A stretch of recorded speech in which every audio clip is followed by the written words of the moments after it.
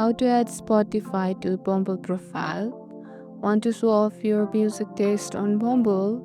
Let's add Spotify to your profile in just a quick step.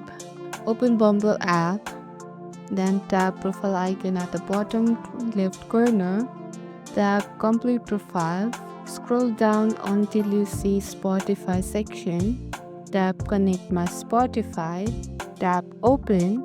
A new window will open asking you to log in with your Spotify account. Enter Spotify username and password, then tap login. If you already have the Spotify app installed, you might just need to confirm access. Once connected, Bumble will display your top Spotify artist.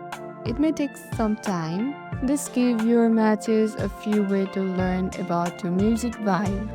And that's it. Your Spotify is now linked to Bumble, making your profile even more engaging.